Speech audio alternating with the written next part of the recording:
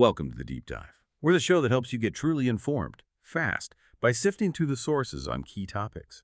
Today, we're digging into something that's, well, it's been a persistent and often painful question in Latter-day Saint history: the real origins of polygamy. Was it Joseph Smith, the founder, who secretly taught and practiced it?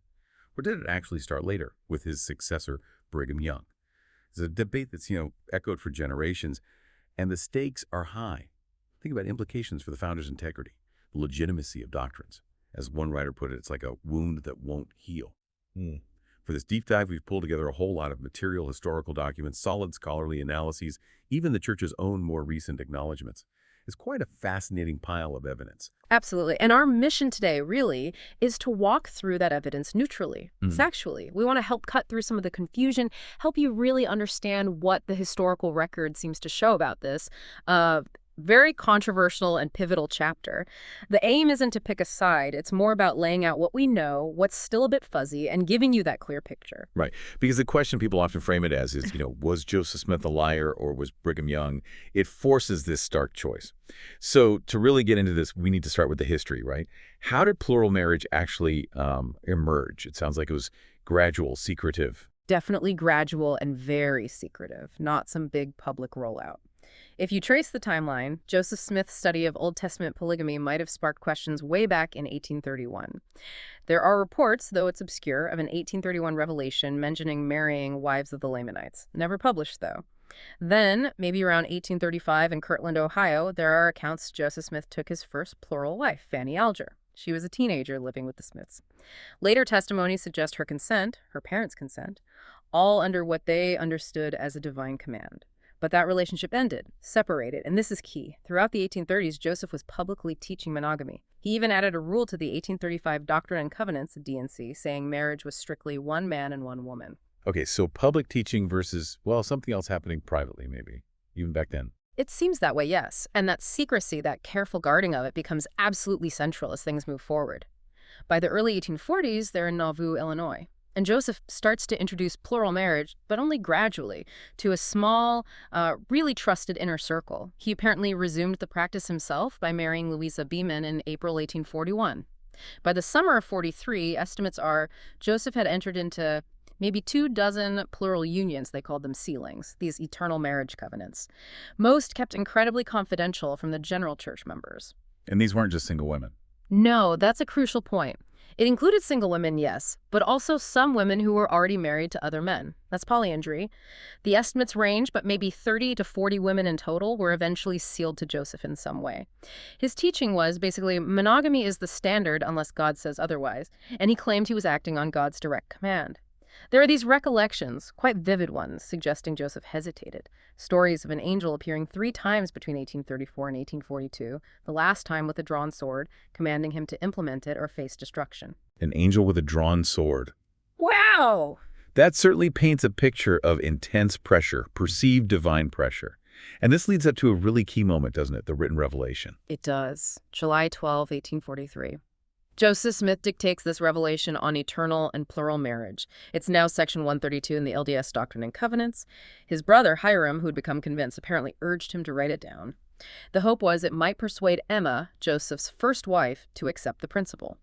The revelation lays out 2 main ideas: eternal marriage and allowing plural wives as part of this restored, new, and everlasting covenant. It cites Old Testament figures, says God commanded it for the latter days, and it includes specific instructions, even warnings directed at Emma. Warnings like what? Well, strong language about needing to accept it. It was shared privately at first. Hiram read it to the Nauvoo High Council in August 43. Reactions were mixed, and Emma. Her reaction was reportedly one of anger, grief. It became, as accounts say, a major source of distress. Apparently, she sometimes tolerated plural wives in their home, then withdrew her consent. It was clearly incredibly painful. But despite all that, Joseph kept teaching and authorizing plural marriages for this select group through 43 and into 44. So it's being taught, it's written down, but still kept under wraps from the general public. That must have created some serious tension. Huge tension, because Joseph Smith never publicly admitted practicing or teaching polygamy, not once during his lifetime. He and other leaders issued really strong public denials, like May 26, 1844, just a month before he died. Joseph declared publicly, "What a thing it is for a man to be accused of committing adultery and having 7 wives when I can only find one. I am innocent of all these charges." And many ordinary saints believed him. They thought the rumors were just slander. But the rumors persisted. And eventually it blew up, didn't it, with the Nauvoo expositor? Exactly. The truth, or at least parts of it, was getting out. June 1844, these disaffected former members, William Law among them, published the Nauvoo Expositor. They flat out accused Joseph and other leaders of whoredoms, adultery, and introducing a plurality of wives.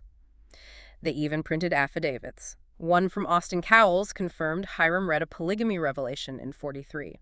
Joseph, acting as mayor, and the city council declared the paper a public nuisance. They destroyed the printing press on Juneteenth. Which led to the legal crisis. Right. It triggered the whole chain of events leading to Joseph and Hiram being jailed in Carthage. While in jail, Joseph kind of nuanced his denials. He insisted the revelation read to the High Council was about eternal marriage in heaven, not earthly practice, trying to deflect the licentiousness charge. But then, tragically, June 27, 1844, the mob storms the jail. Joseph and Hiram are murdered, and there's no denying it. Polygamy was a major factor, a catalyst in that final crisis. A truly devastating end.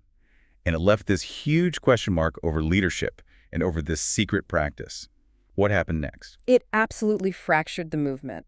A leadership crisis, a schism. The largest group, as you know, followed Brigham Young and the Quorum of 12 Apostles west to Utah. Now, Brigham and other apostles, they'd been privately taught by Joseph. They'd entered plural marriages themselves. They were determined to continue it.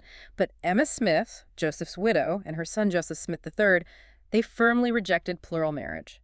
That led to a permanent split. So the main group goes west, planning to continue it, but still secretly. For a while, yes. It wasn't until 1852 in Salt Lake City that Brigham Young publicly acknowledged the doctrine. Apostle Orson Pratt made the announcement. Latter-day Saints have embraced the doctrine of a plurality of wives. Brigham confirmed it. And significantly, he cited Joseph's 1843 revelation. Explained it had been kept secret, claimed Emma had destroyed the original manuscript. But he was emphatic. It originated with Joseph.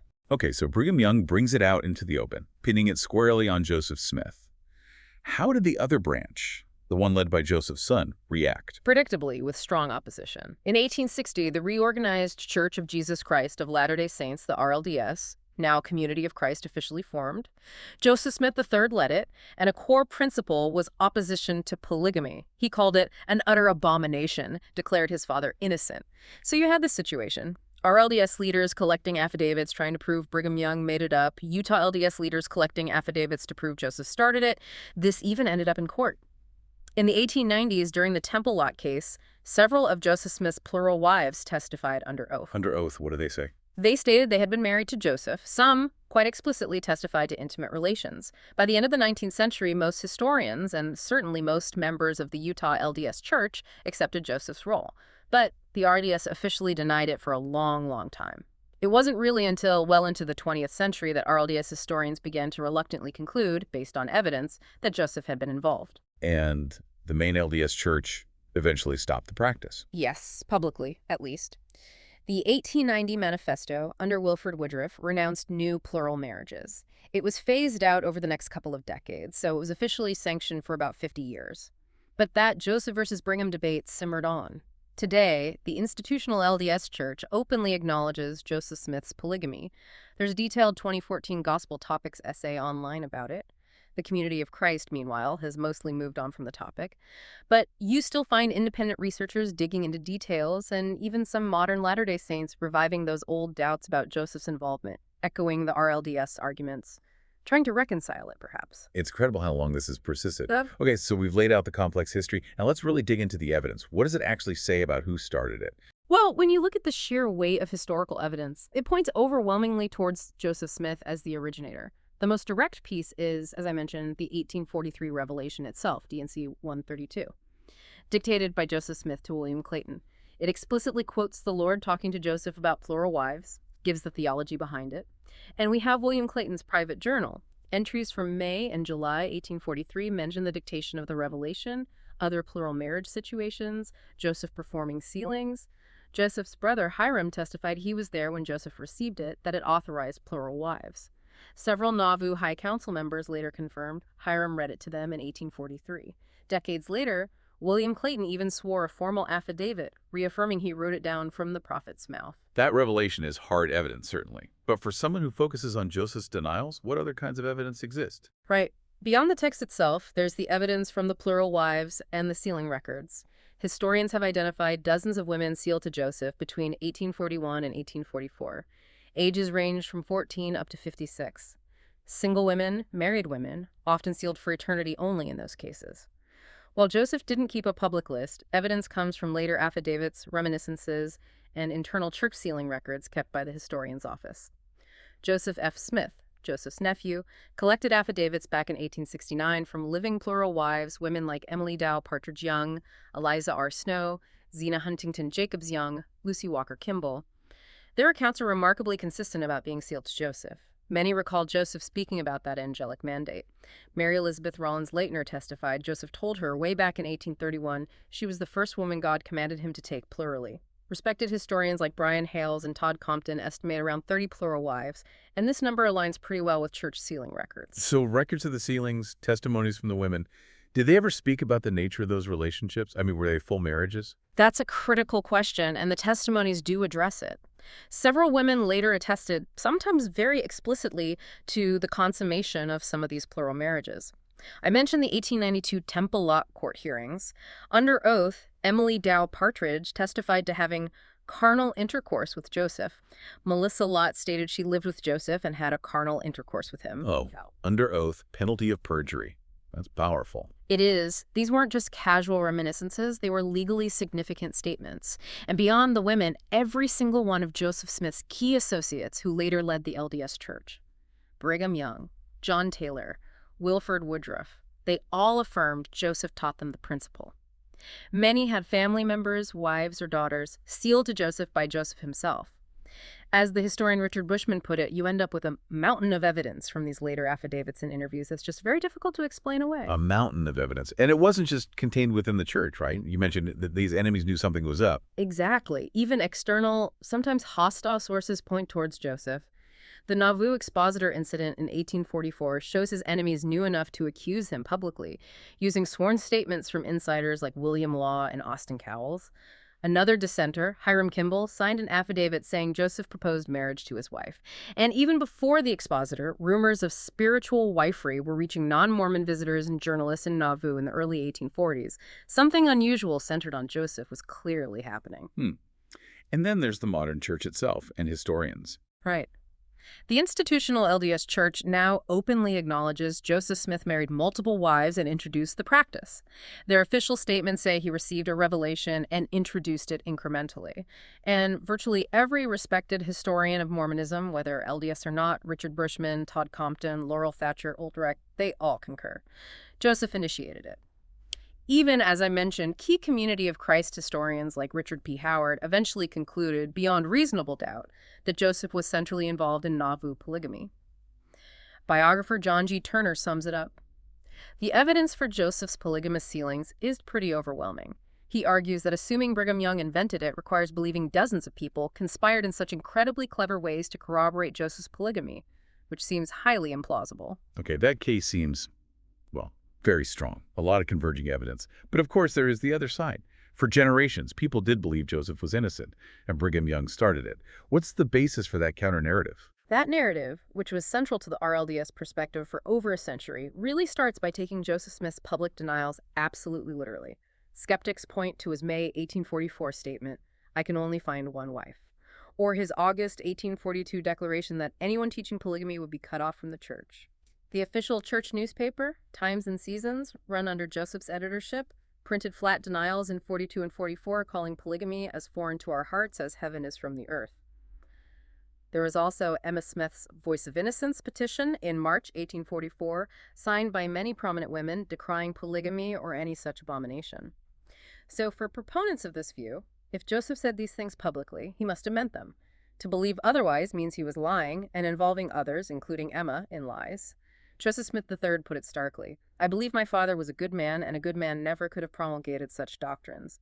It's a moral argument based on character." That's a very clear position. A good man wouldn't do this, therefore he didn't. What about doctrinal arguments? Are there scriptural points they raise? Yes, definitely. They highlight apparent scriptural and doctrinal inconsistencies. The Book of Mormon, in Jacob chapter 2, condemns unauthorized plural marriage. It only allows it if God explicitly commands it to raise up seed. Opponents say Joseph never publicly claimed such a command for himself. Then there's the 1835 D&C section stating one man should have one wife. If D&C 132, the polygamy revelation, came from God in 1843, why wasn't that earlier monogamy rule removed? It stayed in the book. Critics also point out that D&C 132 wasn't publicly revealed until 1852 under Brigham Young and wasn't even added to the D&C until 1876. They see this delay as suspicious, suggesting it might be an after-the-fact doctored scripture. Doctored scripture, meaning written or changed later. That's the implication some draw.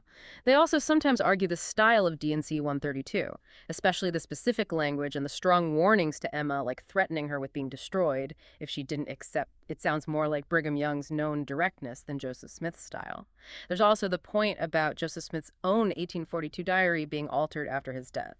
Some anti-polygamy statements were apparently deleted or reversed. Skeptics see this as evidence of a cover-up by those who wanted to impose a pro-polygamy narrative onto Joseph's history. Okay, so public denials, scriptural issues, questions about the revelation's timing and style.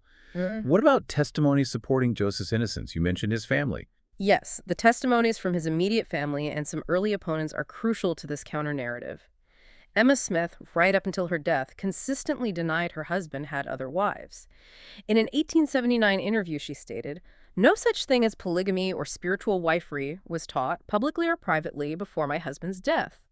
Joseph Smith III dedicated his life to defending his father's monogamy. He simply couldn't believe his father would have been false to his mother.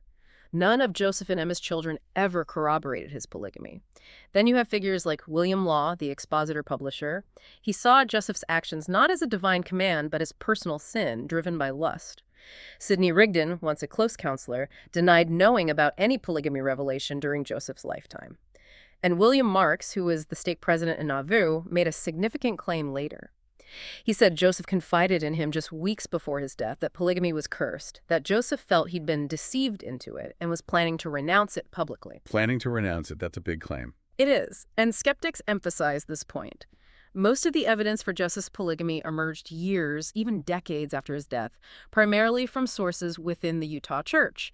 The argument is that the Utah Church had a powerful motive to legitimize polygamy by tracing it back to the founding prophet. So these later testimonies could be falsifications or perhaps memories shaped by later beliefs and pressures. As one RLDS leader, Hubert Case, bluntly put it, they had to father it on Joseph. They needed him to be the source. So the accusation is essentially that Brigham Young and his followers might have engineered this history. Are there specific theories about how that might have happened? There are various theories. Some suggest Brigham Young and others might have been promoting polygamy even before Joseph's death, maybe influenced by other contemporary groups practicing similar things, like the Cochranites. They speculate Brigham might have pushed these ideas in Nauvoo, maybe even acted without Joseph's full approval, or perhaps convinced Joseph it was God's will when it wasn't truly. The John C. Bennett scandal in 4142 is often used here. Joseph publicly exposed and excommunicated Bennett for illicit spiritual wifery, skeptics say. See, Joseph opposed this kind of thing. Right, he condemned Bennett's actions publicly. Exactly. Critics also note that Brigham Young himself apparently didn't take his first plural wife until right around the time of Joseph's martyrdom in 1844. They highlight inconsistencies, like Brigham claiming Emma burned the original Revelation manuscript, while Emma denied ever seeing it. There were also suspicions raised about the affidavits collected in Utah in the 1860s and 70s that maybe the wording was too similar, suggesting coaching, or that witnesses felt pressured to conform to the official narrative. Some women, like Sarah Pratt, Orson Pratt's wife, later denied Joseph's polygamy. So this theory posits that Brigham and his close circle needed polygamy, maybe for power, maybe for social structure in Utah, and they used Joseph's name and authority to sell it to the followers. Okay, so we've got these two really starkly different narratives, one with this mountain of evidence pointing to Joseph, the other emphasizing denials, inconsistencies, and accusing Brigham of fabrication. How do we even begin to weigh these? What are the core issues when you compare them? It really forces you to evaluate the nature of evidence versus the possibility of conspiracy. The mainstream historical view that Joseph initiated it is backed by a large amount of converging evidence from different kinds of sources: journals, letters, later testimonies, court records. The Joseph didn't do it view requires you to dismiss or explain away all that evidence.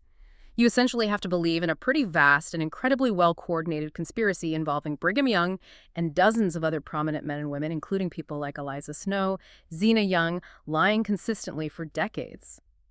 Historian John G. Turner found that idea just boggles the mind in terms of its implausibility. How could so many people keep such a massive secret and fabricate corroborating details so effectively over so long? That does sound like a stretch. But what about Joseph's own denials? The fact that he lied publicly? That's the uncomfortable part the first narrative has to grapple with. The pro-Joseph origin view acknowledges the public deception. It accepts that Joseph and his followers did orchestrate a secret practice and lied about it publicly. But it argues this deception explains why so much of the evidence came out later, after they were safer in Utah.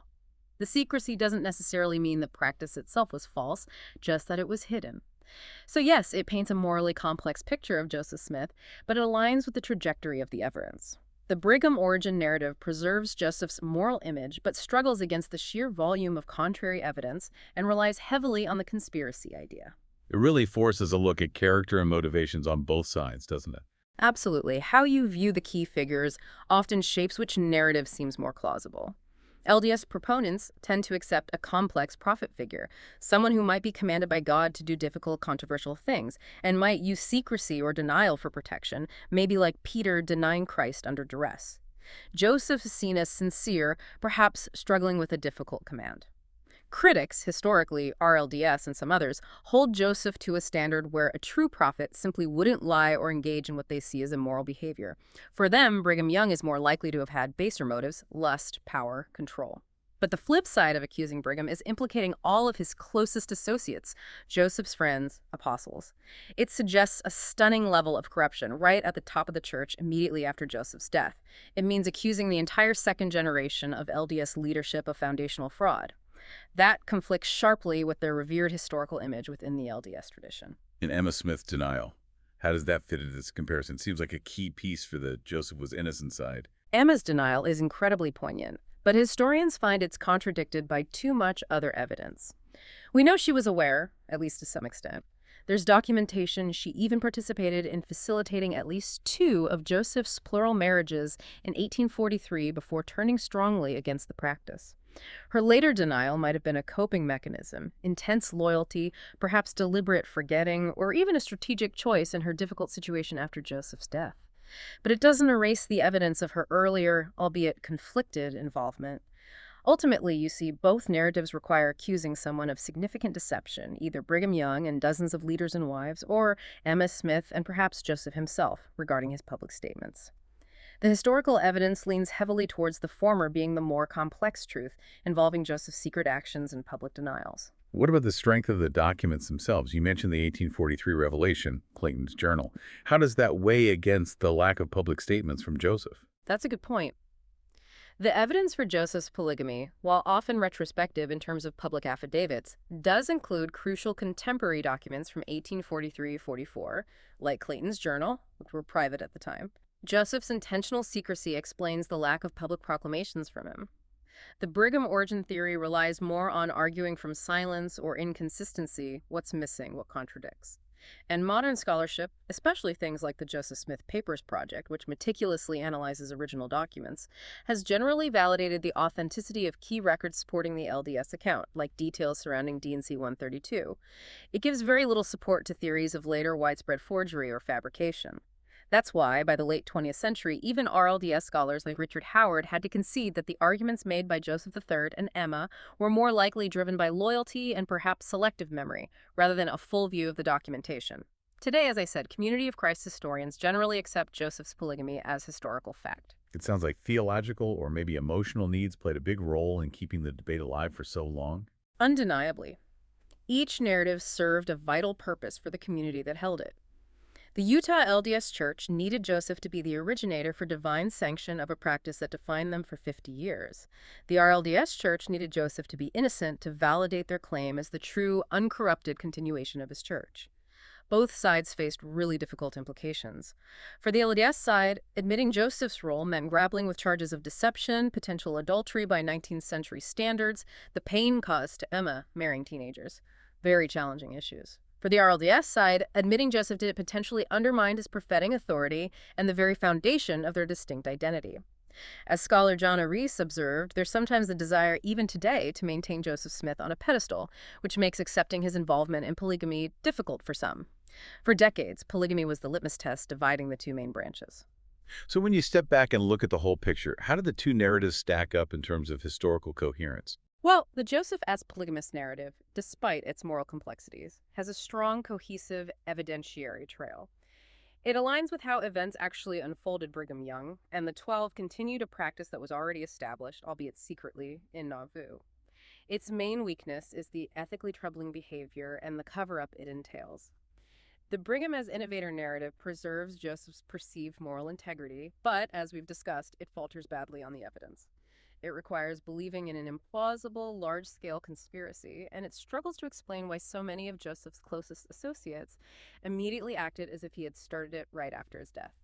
Think about it. By the winter of 1844-45, as saints prepared to go west, plural marriage was quietly spreading among those loyal to the 12. If Brigham had just suddenly introduced this as a brand new doctrine after Joseph died, you'd expect a much bigger immediate revolt or schism right then. Instead, the majority followed Young, strongly suggesting they believed they were following a course Joseph himself had set. The main debate among contemporaries right after Joseph's death, 1844-46, wasn't really whether Joseph started polygamy. Most key figures like William Marks, William Law, and Brigham Young seem to agree he did, but whether his actions were of God or represented a tragic falling. Only later did Joseph III build the case that his father wasn't involved at all. So after diving deep into all this, what can we confidently say? What's the conclusion from the historical evidence? The overwhelming consensus of historical scholarship, backed up by a really broad range of primary sources, is clear. Joseph Smith did initiate the practice of plural marriage. He introduced it privately, claimed divine revelation for it, married numerous wives in Nauvoo, all while publicly denying it. Right, so Brigham Young wasn't the inventor. He was, Yeah. well, maybe the chief implementer. He inherited it and made it public policy in Utah. Exactly. He was one of Joseph's converts to the principle, and later its main promoter and institutionalizer. The idea that Brigham fabricated Joseph's role just doesn't hold up against the documentary record. It's considered a fringe theory by historians today. The evidence for Joseph's role is simply, well, it's overwhelming. Okay, so the who started it seems settled historically. But acknowledging Joseph's role doesn't magically resolve everything, does it? You mentioned uncertainties remain. No, it absolutely doesn't answer every question. Significant uncertainties linger, largely because of the secrecy involved. For instance, Joseph's personal perspective. How did he truly feel about it? Was he reluctant, acting only because he felt forced by that angel with the sword? Or was he enthusiastically convinced it was right, his thoughts, his conflicts? They're very hard to fully grasp. Was it primarily spiritual zeal, theology, restoring ancient practices, or did personal affections play a significant role? His sudden death meant he never got to explain it fully to the world. That's a huge missing piece. Yeah. His own unfiltered explanation. And what about Emma? Her perspective seems crucial too. Definitely. Emma Smith's full knowledge and role remain debated. We know she knew something. She even briefly participated, then fought against it. Her later total denial was it coping, loyalty, deliberate forgetting. What exactly did Joseph promise her versus what he did? The intimate dynamics of their marriage regarding this are still quite opaque. Then there's the question about the nature of the plural unions themselves. Extent of intimacy, offspring. Joseph clearly had sexual relations with some plural wives. The testimony confirms that. But how many? How often? We don't know for sure. The lack of known children from these unions, besides Josephine Lyon, whose DNA tests were inconclusive, is curious. Were many of the Nauvoo sealings primarily about creating eternal family bonds rather than immediate procreation? What was the ultimate theological purpose Joseph envisioned? These are points historians still discuss. And the what-ifs. Like, what if he lived? Exactly. What if Joseph hadn't been killed in 1844? Would he have eventually announced polygamy publicly?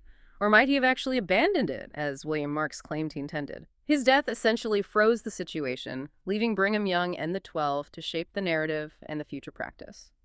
And finally, there's the ongoing legacy. It is still a wound for many. Issues like Joseph marrying Helen Moore Kimball when she was just 14, the practice of polyandry, the undeniable heartbreak it caused Emma. These aspects continue to trouble people, both inside and outside the church. It shaped modern LDS temple sealing policies and profoundly influenced the counter-identity of the community of Christ. It's clearly far more than just some historical footnote. It really hits at core themes. Honesty, what prophetic authority means, how religious groups handle really controversial parts of their past, Joseph Smith emerges as this incredibly complex figure who, by all accounts, believed he was commanded by God to do this. Brigham Young seems pragmatic, determined to build on what Joseph started, and the RLDS leaders were fiercely trying to preserve a different vision of Joseph and the church. That's a good summary. What seems historically certain is Joseph Smith practiced polygamy, and Brigham Young continued and expanded it. That's the factual backbone. But how individuals interpret those facts, the meaning they assign, still varies enormously based on personal belief and perspective. So we hope this deep dive has helped you, our listener, appreciate that complexity. The simple claim, Brigham Young invented polygamy, really doesn't stand up to scrutiny. But hopefully you can also see why that narrative arose. It offered a way for some people to resolve a really difficult cognitive dissonance. Joseph Smith definitely planted the seed of plural marriage under intense secrecy and extraordinary circumstances. Brigham Young, you could say, transplanted it to the isolation of Utah and allowed it to grow openly for a time. Both men, in their own distinct ways, clearly believed they were fulfilling God's will. We've covered the who, what, when, where pretty thoroughly. But as you said, the why, the deep personal motivations, the precise human feelings that remains harder to fully capture. But by looking closely at the records, maybe we can approach this difficult subject with a bit more empathy for everyone involved. It was clearly a crucible for the early saints. For some, it was a sacred principle. For others, it felt like betrayal and caused deep trauma. So perhaps the final thought to leave you with is this.